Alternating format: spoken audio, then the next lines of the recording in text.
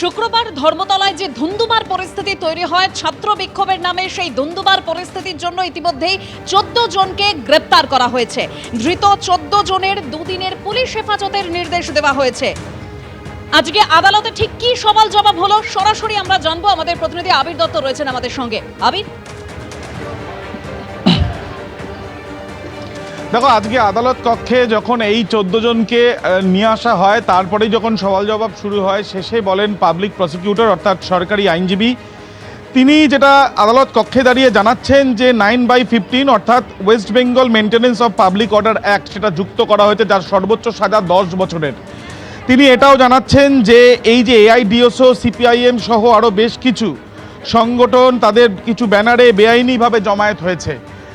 কেন বেআইনি বলছেন, তার কারণ তার তরফ থেকে যেটা জানানো হচ্ছে যে পারমিশন চাইলেও সেই পারমিশন দেওয়া হয়নি এবং উত্তেজনামূলক বক্তব্য শুরু হয়েছিল এবং তারপরেই পুলিশ এবং মিডিয়ার উপরে অনেকেই রয়েছে যারা লাঠি বোতল এগুলো ছুটতে থাকে এবং হ্যাকেল করে এবং সরকারি সম্পত্তি নষ্ট করা হয় এবং আইন মেনে এই আন্দোলন করার যেমন কথা থাকলেও কিন্তু শান্তি রক্ষা করারও প্রয়োজন ছিল, কিন্তু সেটা করা হয়নি।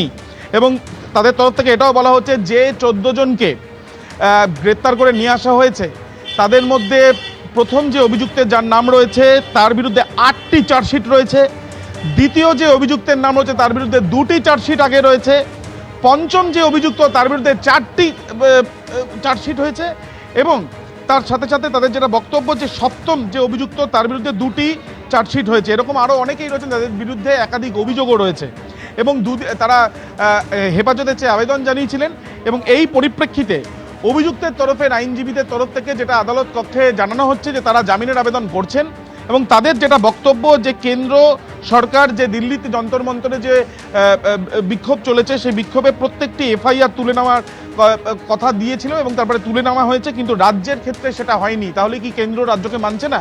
সেই প্রশ্ন তুলে তাদের বক্তব্য, তারা জামিনের আবেদন করছেন এবং তারা বলছেন যে সংগঠনের তরফ থেকে আগে থেকেই সতর্ক করা হয়েছিল এবং পুলিশ দাঁড়িয়ে থাকার পরও কীভাবে এই ঘটনা ঘটলো সেই প্রশ্ন তারা তুলেছেন।